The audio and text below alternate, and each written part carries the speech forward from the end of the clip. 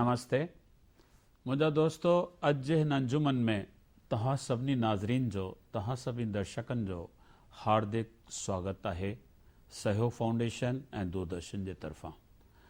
मुंहिंजा दोस्तो, stone age जे उन दौर खां, उन पत्थर जे युग खां वठी आहिस्ते आहिस्ते जॾहिं इंसानी ज़िंदगी विकास जे तरफ़ अॻियां वधी, इंसान सभ्य थींदो वियो, सभ्यताऊं ऐं तहज़ीब जो जुड़णु शुरू थियो, उन वक़्तु हर सभ्य समाज में मर्द खे हिकु महिनत जफ़ाकशी वारे कम में लॻायो वियो ऐं औरत खे घर जे चार दीवारनि में कुटुंब परिवार जे परवरिश लाइ कार्य ॾिनो वियो।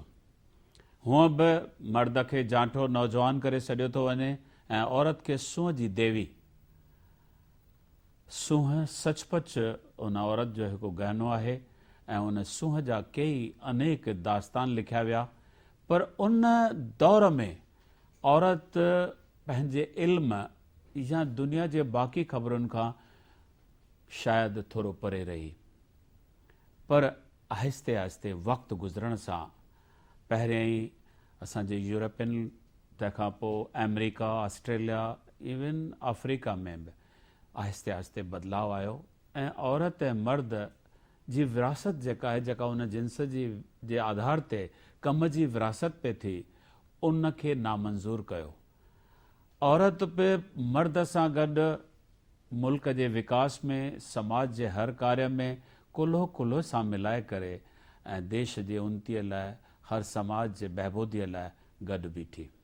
ईअं बि असां ॾिठो आहे त हिंदुस्तान में ख़ासि करे हिंदू समाज में औरत ऐं मर्द जी बिल्कुलु बराबरी हुई, पर बदकिस्मतीअ सां 712 ईस्वी में जॾहिं इस्लामिक राज थियो, उन इस्लामिक राज में जेको लॻभॻि 1100 सालनि ताईं क़ाइमु रहियो, उन में काफ़ी कुझु बदिलाव अची वियो।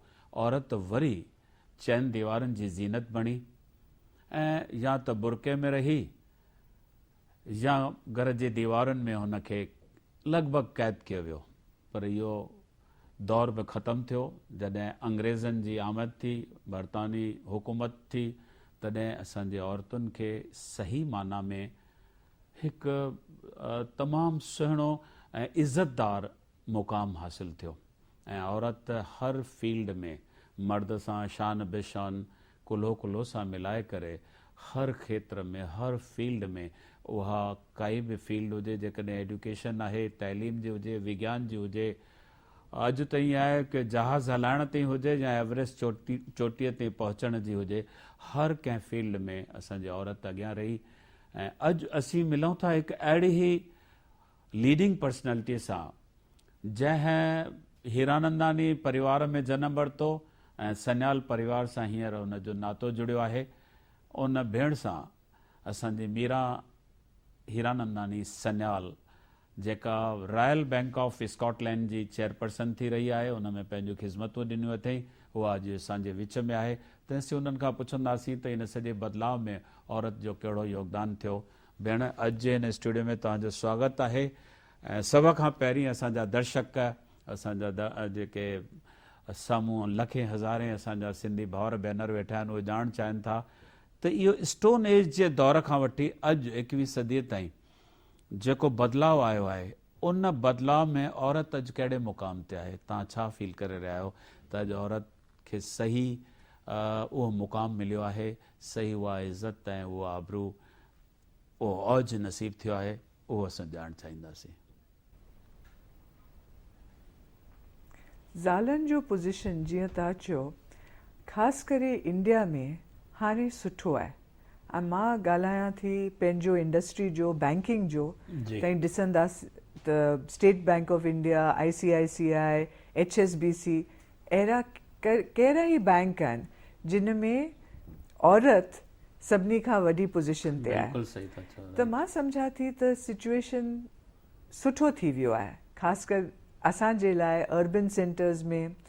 पर अञा ताईं ॻोठ में वेंदा त अञा ताईं सिचुएशन जीअं तव्हां चओ, घर में मायूं वेठंदा आहिनि, प्रॉब्लम मतलब बिग सिटीज़ जे अंदरि थोरो बदलाव आयो आहे, पर नंढनि नंढनि ॻोठनि में अञा ताईं सिचुएशन मतलब इम्प्रूव थिए सके थो। तमामु सुठी ॻाल्हि आहे। तव्हां अॼु जे हालात सां जेको बिल्कुलु सहमत आहियो कि हींअर औरत इंडिपेंडेंटली वधी रही आहे हर फील्ड में। तव्हांजो जनम कहिड़े परिवार में थियो? मुंहिंजो जन्म हीरानंदानी परिवार में थियो। मुंहिंजो पीउ नेवल ऑफिसर हो, मुंहिंजी माउ तॾहिं लॉयर हुई, ऐं मां सम्झां थी त मिट माइट जो असरु ॿारनि ते तमामु थो थिए। उहो त आहे, बिल्कुलु संस्कार जेके माउ पीउ ॾींदा उहे ॿारनि ते थियनि था। तव्हांजो तइलीम? मुंहिंजो तइलीम अलॻि अलॻि शहर में हो, छाकाणि मुंहिंजो पीउ नेवी में हो त असीं कॾहिं बॉम्बे में, त कॾहिं दिल्ली में, त कॾहिं विलायत में। मुंहिंजो ख़ुशकिस्मती आहे मुंहिंजो पीउ जो पोस्टिंग रशिया में हो, त मां हुते बि थोरो वक़्तु गुज़ारे आई आहियां। त ईअं मतिलबु अलॻि अलॻि स्कूल में, अलॻि अलॻि शहर में ईअं मुंहिंजो तालीम। कहिड़े मतिलबु ग्रेजुएशन वग़ैरह या छा तव्हांजो तइलीम केसि ताईं कयल आहे? त मूं पंहिंजो कॉलेज हिते बॉम्बे में सिडनम कॉलेज में कयो। हुन खां पोइ मूं MBA जे दाख़िला वरितो IIM कैलकटा में। पोइ हुन खां पोइ मूंखे स्कॉलरशिप मिलियो त मां INSEAD में फ्रांस में जेको MBA स्कूल इंटरनेशनल मैनेजमेंट जो स्कूल आहे, मां हुते वई हुअसि। ऐं थोरे वक़्त खां पोइ मूं हार्वर्ड बिज़नेस स्कूल में एडवांस मैनेजमेंट प्रोग्राम कयो। बैंकिंग जो एग्ज़ाम आहे त हुन जो मां एसोसिएट थियसि, पोइ फेलो थियसि चार्टर्ड इंस्टीट्यूट ऑफ बैंकर्स। त मां सम्झां थी तालीम कॾहिं ख़तमु कान थो थिए। तालीम ख़तमु जहाँ जी तव्हां सिख, जेसिताईं इंसानु जीअ रहियो आहे तेसिताईं सिखणु जुगाए थो। त उनजो मतिलबु अलॻि अलॻि स्टेट्स जूं रीतू रस्मुनि सां बि तव्हां वाक़ुफ़ु हूंदा, काफ़ी कुझु तव्हांखे लैंग्वेजिस बि सभिनी जो सिखण जो मौक़ो मिलियो हूंदो। घणी ॿोलियूं ॻाल्हाए सघो था? ऐं मां 5-6 त आहिनि ई आहिनि, हिंदी, अंग्रेज़ी, सिंधी, बंगाली, छाकाणि मुंहिंजो घोटु बंगाली आहे। जी। पोइ फ्रेंच। तव्हांजो घोटु बंगाली आहे, तव्हां बंगाली सिखी वियो लैंग्वेज? उन सिंधी सिखी आहे? न। उनखे सेखारण जी कोशिशि त कयो। हमेशह के चवंदो आहे त असीं जब बि वेठा आहियूं त पापड़ खपे, ईअं थो चए। पापड़ सिंधियुनि जी हिकिड़ी रिवायत जेका आहे आदर भाव करण जी, हुन में अची थो वञे। सची ॻाल्हि। ओके। त तव्हांजो प्रोफेशनल कैरियर, तव्हांजे जीवन जो जेको नौकिरी पेशो वग़ैरह जो, उनजो आगाज़ कॾहिं थियो? कॾहिं खां तव्हां इन सर्विस वग़ैरह में आया? जॾहिं मुंहिंजो तालीम ख़तमु थियो, जॾहिं मूं MBA ख़तमु कयो, त मुंहिंजो पीउ तमामु देशभक्त हो। उहो हमेशह चवंदो हो, मुंहिंजो हिकिड़ो भाउ आहे, हमेशह असांखे चवंदो हो त जिथे बि वञो पंहिंजे देश में मोटी अचे, हिते सेवा कयो। त मूं सोचियो त हुननि ॾींहंनि में, दिस वॉज 1984, माण्हू वेंदा हुआ, मोटी कान ईंदा हुआ। पर असां सोचियो त ठीकु आहे, पापा चयो आहे मोटी अचे, हिते कमु कयूं। त मूंखे हिते नौकिरी मिली ग्रिंडलेस बैंक में। अच्छा, पहिरीं हुन में। ऐं हू बि नौकिरी मूंखे कलकत्ता में मिली। त मूं चयो ठीकु आहे, मां हितां शुरू कयां। ऐं ईअं मुंहिंजो करियर बैंकिंग में हो। त मूं पहिरीं ग्रिंडलेस में कमु कयो, पोइ लैज़ार्ड्स में कमु कयो, मां इन्वेस्टमेंट बैंकर थियसि। पोइ मुंहिंजी नौकिरी ABN AMRO में लॻी, ऐं अॻे साल मुंहिंजा 30 साल ख़तमु थी विया बैंकिंग में। और 21 साल ABN AMRO royal Bank of Scotland ABN AMRO खे टेक ओवर कयो। त मतिलबु काफ़ी लॉन्ग टेन्योर। इन तव्हांजे सॼे दौर में इहो 21 सालनि जो जेको वॾो पीरियड आहे, के नवां सुझाव तव्हां बैंकुनि खे ॾिना, के नयूं अचीवमेंट्स तव्हांजे वञण जे करे थियूं हुजनि, कुझु पॉलिसी में चेंजिस आयूं हुजनि, उहे कुझु शेयर कयूं? त मां पाण खे तमामु फॉर्चुनेट थी सम्झां, छाकाणि हीअ बैंक में मां तमामु ख़ुशि हुअसि, ऐं हिन बैंक मूंखे तमामु अपॉर्चुनिटीज़ ॾिना। हाणे तव्हांखे ख़बर आहे, असीं सिंधी पाण खे ऑन्ट्रप्रनर सम्झंदा आहियूं। त मूं पंहिंजो धंधो कॾहिं कान कयो आहे, पर बैंक जे अंदरि मूं काफ़ी नया शयूं सिस्टम चालू कयूं, नयूं कंपनियूं चालू कयूं, ऐं मूंखे तमामु फ्रीडम हुननि ॾिनो। त पहिरां मां इन्वेस्टमेंट बैंकर हुअसि, त असीं तॾहिं तव्हांखे यादि हूंदो 1992 में लिबरलाइज़ेशन थियो। जी बिल्कुलु। त मूं बैंक खे चयो त मां प्रोजेक्ट फाइनेंस करणु थी चाहियां, त हुननि चयो त हाणे हिन जो मतिलबु हिते वधीक ऑपॉर्चुनिटी कान आहे। त मूं चयो ठीकु आहे, असांजो जेको इन्वेस्टमेंट बैंकिंग कमु आहे मां उहो बि कंदसि, पर project finance, power project finance, telecom, छाकाणि मूंखे लॻो त ही फ्यूचर आहे असांजे देश जे लाइ, इंफ्रास्ट्रक्चर तमामु ज़रूरी आहे। त हुननि चयो ठीकु आहे, कोशिशि कर। त असां तमामु सुठी कमु तॾहिं कई, जेका असांजा जेतिरा बि हाणे सेल्युलर लाइसेंसिस आहिनि असीं सभिनी खे फाइनेंस असां कयो। त मूंखे हुन दौर में तमामु ख़ुशी मिली, छाकाणि पावर, टेलीकॉम, हा, ही बिल्डिंग ब्लॉक्स आहिनि असांजे देश जे लाइ। त हुन खां पोइ उन्हनि मूंखे पोस्टिंग में मोकिली सिंगापुर में। मां हुते कॉर्पोरेट फाइनेंस जी एशिया जी हेड थियसि। हुते बि तमामु मतिलबु मूं नई नई ॻाल्हियूं सिखियूं। पोइ हुते फाइनेंशियल क्राइसिस थियो, तव्हांखे यादि हूंदो 97-98, ऐं हू मुंहिंजे लाइ तमामु वॾी लर्निंग हुई, छाकाणि असीं हमेशह सम्झंदा आहियूं हाणे प्रोग्रेस थींदी, मतिलबु नया डील्स थियंदा, ही थियो, पर डाउन टर्न में जेको असांखे सिखणु थो मिले, जेको ह्यूमिलिटी, जेको वॾा वॾा कंपनी मतिलबु हुनखे छा थी सघे थो, त हू बि तमामु सुठी लर्निंग हुई मुंहिंजे लाइ। हुन खां पोइ असीं हिते वापसि मोटी आयासीं ऐं मूंखे तमामु यूनिक मौक़ो मिलियो BPO शुरू करण जे लाइ, शेयर्ड सर्विसिस कंपनी। त 2001 में ही नया मतिलबु नई शुरूआत हुई, ऐं माण्हू चवंदा हुआ त इंडिया में मेड इन इंडिया छा आहे, तव्हांजो हिते क्वालिटी कान सुठो थींदो।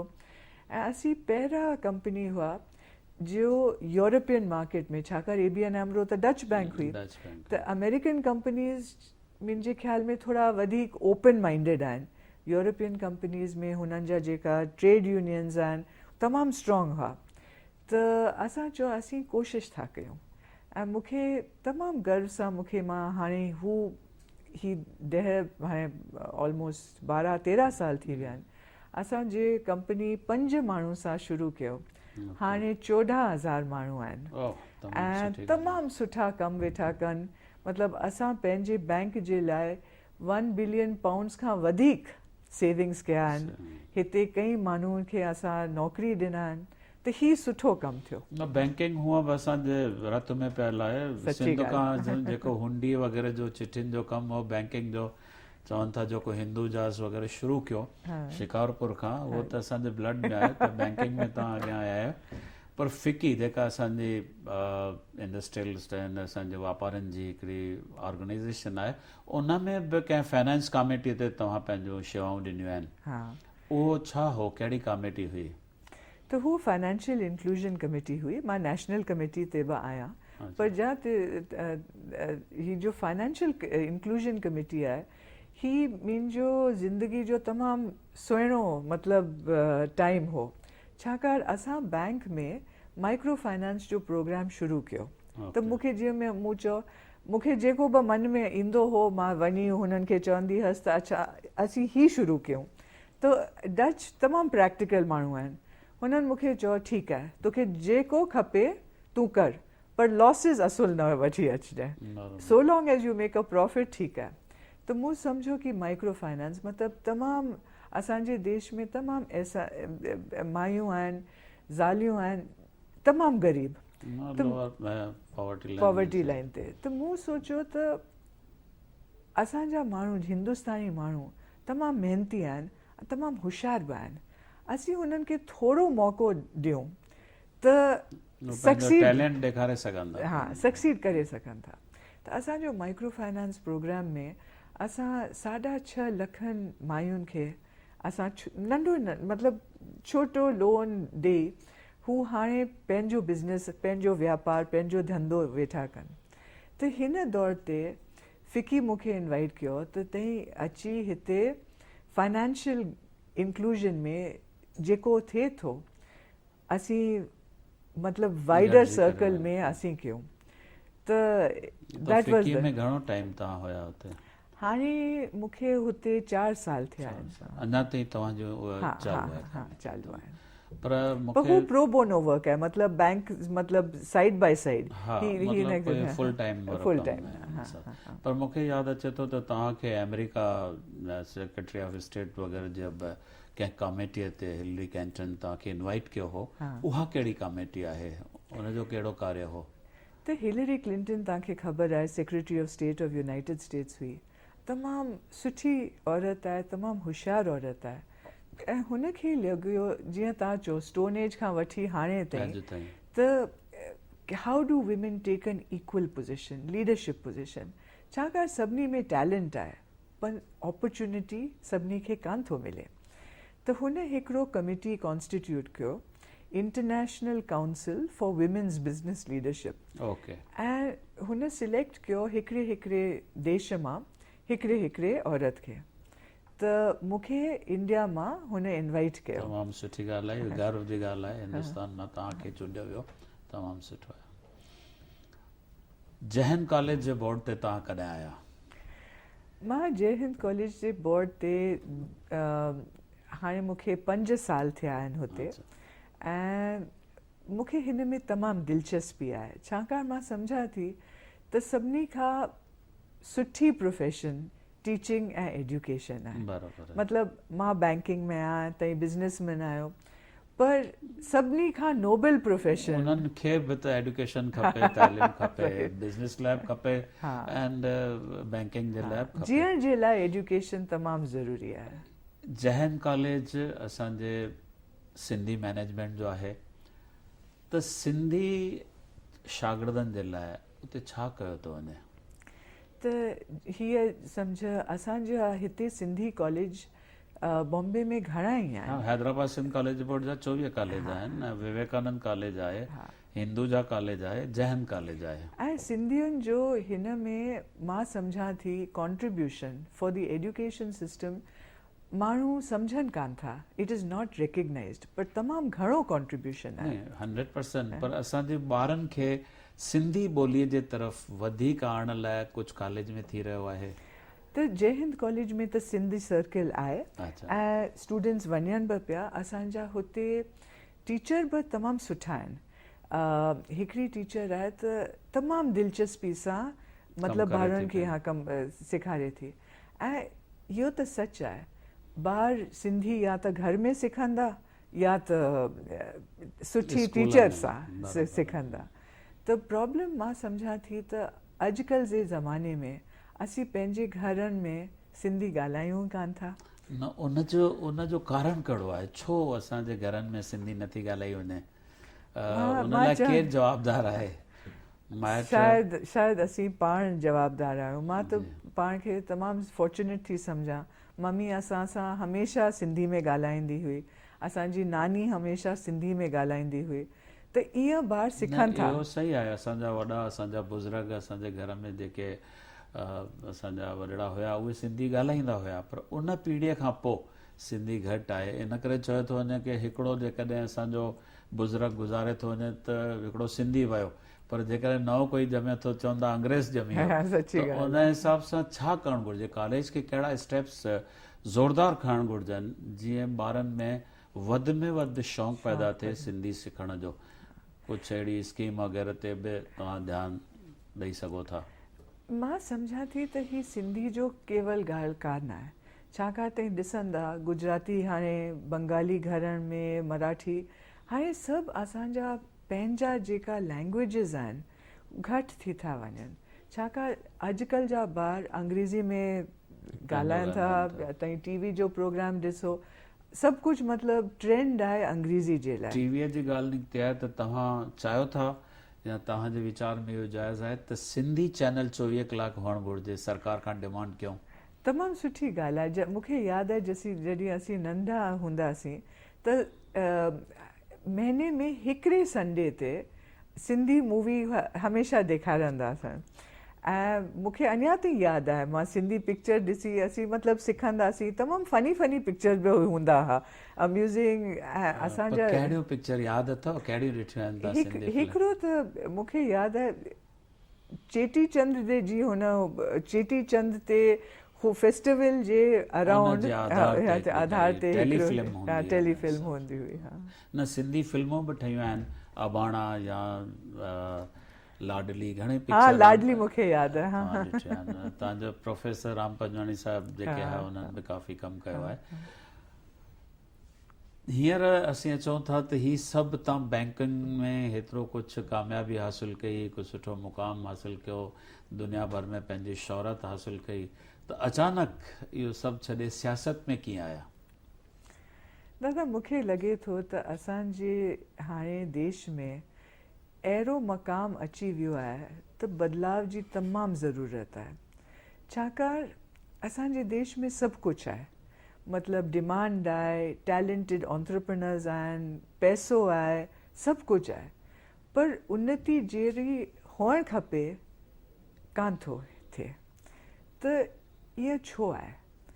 मां सम्झां थी तव्हीं ॾिसो परिवार में या कंपनी में या किथे बि लीडरशिप जो तमामु महत्व अधिक आहे. ऐं गवर्नेंस जी जैसी जो मतिलबु असीं चऊं था करप्शन, भ्रष्टाचार तमामु वधी वई आहे.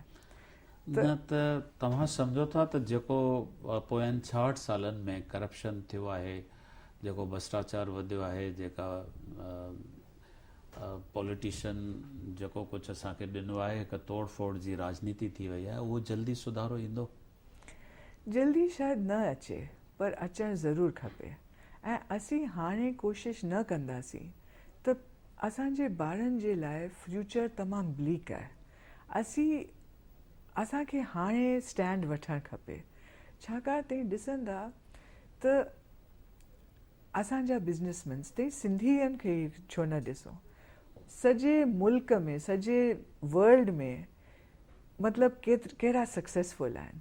पर हिते तव्हीं, मां पंहिंजे ॿारनि खे ॾिसां, तव्हीं पंहिंजे ॿारनि खे ॾिसो, हिते तव्हीं सोचो त मां बिज़नेस स्टार्ट करणु थी चाहियां या रन करणु थी चाहियां, तव्हांजो पंहिंजो बिज़नेस आहे, तव्हीं ॾिसो रोज़ रोज़ जो अड़चन, केरु ईंदो, केरु स्मूथ कमु नथो हले. सरकारनि जो जेको कमु आहे किथे न किथे रंडक विझनि था पिया. ऐं तव्हांजे ॾींहं में 5-6 कलाक ईअं ई वेस्ट ज़रूरु थिया हूंदा, आहे की न? अरे असांखे पंहिंजे देश में इंडियन बिज़नेसमैन खे सक्सेसफुल बणाइण जे लाइ सहूलियतूं खपनि. असां तव्हां सभई सरकारूं क़रीब क़रीब ॾिठियूं आहिनि, जंहिंमें कांग्रेसी सरकार बि ॾिठी आहे, बीजेपी जी बि ॾिठी आहे, या जनता पार्टी जो जॾहिं दौरु हुयो. तव्हां सम्झो था कंहिं सरकार सिंधियुनि जे लाइ कुझु कयो आहे? छाकाणि असांखे सिंधियुनि जे लाइ वधीक कंहिं थींदो, सिंधी आहियूं त सोचींदासीं. असांजा बि घणेई कम रहियल आहिनि. हीअ तव्हांजी ॻाल्हि हिकिड़ी तरह ते सुठी आहे, पर मूं LK अडवानी असांजो बुज़ुर्ग आहे, बीजेपी में जो तमामु सीनियर लीडर आहे, त प्राइम मिनिस्टर थी रहियो आहे. बिल्कुलु. त मूं मतिलबु ईअं समारोह हो त हुन चयो त असांखे का स्पेशल प्रिविलेजिस जी गुंजाइश आहे ई न, सिंधी किथे बि सक्सेसफुल थी सघे थो, त we don't need any special privileges. ॾिसो इहा ॻाल्हि जेका आहे हुननि जी सुठी सोच आहे कि असीं सिंधी पाण कैपेबल आहियूं, असीं सभु कुझु करे सघूं था, पर हिकु बुनियादी हक़ जेके आहिनि असां सिंधियुनि जा, असांखे जॾहिं सिंध छॾणी पई, असांखे जेके कुर्बानियूं करणियूं पियूं ऐं हिते अची करे असां शरणार्थी थी रहियासीं, त छा असांजो हक़ु न आहे त जेके कुझु ॿियनि खे हक़ ॾिना था वञनि उहे असांखे बि मिलणु घुरिजनि? नंढी ॻाल्हि आहे, कुझु थिए थो नथो थिए फ़र्क़ु न पवंदो, पर हिकिड़ी जज़्बात सां जुड़ियल आहे. त झांकी असांजी जेकॾहिं झांकी नथी अचे त सिंधी सभ्यता आहिस्ते आहिस्ते विसरी वेंदी, सिंधी संगीत आहिस्ते आहिस्ते ख़तमु थी वेंदो, सिंधी ड्रामा हींअर घटि था थियनि, स्टेज सिंधी रंगमंच. असांखे जीअरो रखण लाइ इहे बि ॻाल्हियूं ज़रूरी आहिनि, छाकाणि सभ्यता जेका आहे उहा हिकिड़े ॾींहं में नथी ठहे, सदियुनि में ठहे थी पई, ऐं उन में असांजे वॾनि जो कंट्रीब्यूशन आहे, उन्हनि जे अकुल जो, इल्म जो, उन्हनि जे अनुभव जो निचोड़ आहे असांजी सिंधियत. जे असीं न सिंधी ॻाल्हाईंदासीं, न सिंधियत खे हिमथायो वेंदो, न उन ॿोलीअ खे प्रमोट करण लाइ फंड्स मिलंदा, न को पद्म श्री मिलंदो, न पद्म भूषण मिलंदो, असांजे कलाकारनि खे इम्तिहान न वेंदो त छा थींदो? इहे हक़ असांखे वठणु घुरिजनि या न, उहो तव्हांजो शख़्सी सुवाल माना तव्हां खां थो पुछां। हीअ सभु सुठी ॻाल्हियूं न, हीअ त मां माना थी त जीअं तव्हीं चवनि था त सभ्यता जे लाइ, कलाकारनि जे लाइ, this is absolutely correct, with this I am agreed. त असां सां ॿियनि सां बि छो थी रही आहे? असांखे कुझु पद्म श्री पद्म भूषण नथा मिलनि पिया।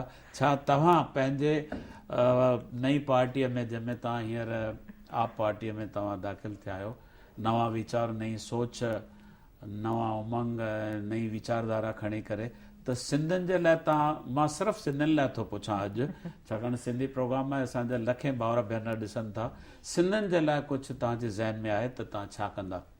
न, सची ॻाल्हि आहे, मूं हिन बारे में मूं असुल सोचियो कान आहे। मुंहिंजो हैसियत हिन पार्टी में तमामु नंढी आहे। मां हाणे जनवरी में जॉइन कयो आहे, पर मां सोचां थी त पॉलिटिकल लेवल ते असांखे हिंदुस्तानी थियणु सोचणु खपे। ऐं कई मतिलबु न, हिंदुस्तानी थियणु कोई उहो त ज़रूरी आहे, पर उन सां गॾु जंहिं परिवार में जनमु वठूं था उन लाइ बि टाइम जी कोताही आहे, वरी इन ते डिस्कस कंदासीं ज़रूरु। पर मुंहिंजी इहा पर्सनल गुज़ारिश आहे तव्हांखे त इहे असांजूं जेके डिमांड्स आहिनि उहे बि तव्हां ज़रूरु पंहिंजे पार्टीअ में रखो। आख़िरी वेंदे वेंदे हिकिड़ो सुवालु, त तव्हां हेतिरो कुझु हेॾो कार्य कयो आहे त के इनाम इक़रार तव्हांखे मिलिया आहिनि? कहिड़ा कहिड़ा अहम इनाम या अवॉर्ड्स तव्हांखे मिलिया आहिनि? त मूंखे जीअं तव्हां चयो आहे, फिलैंथ्रोपिस्ट ऑफ द ईयर मूंखे मिलियो आहे फिक्की खां, women of substance award IMC merchant chamber खां, करमवीर पुरस्कार आई कॉन्गो खां। पर मां सम्झां थी त पुरस्कारनि खां माण्हू वॾो कान थो थिए। न, वॾो नथो थिए, पर हिकिड़ी पुठी ठपजे थी। राजाउनि महाराजाउनि बि उन वक़्तु हिमत वधाइण लाइ पिया कंदा हुया। ॿियो हिकिड़ो आख़िरी सुवालु, ऐं छा वरी जेकॾहिं पुनर्जन्म आहे ऐं तव्हांखे जनमु मिले थो त कहिड़ी कम्यूनिटीअ में, सिंधीअ में अचणु चाहींदा या ॿिए कंहिं में? न, ज़रूरु मां सिंधी में अचणु चाहियां, पर सिंधी थिए न थिए मां ज़रूरु हिंदुस्तानी थियणु चाहींदी आहियां। हिंदुस्तानी त ज़रूरु आहे, पर सिंधी परिवार में जंहिंमें तव्हां ज़रूरु। चलो, महिरबानी, वरी मिलंदासीं, ज़रूरु मिलंदासीं। Thank U.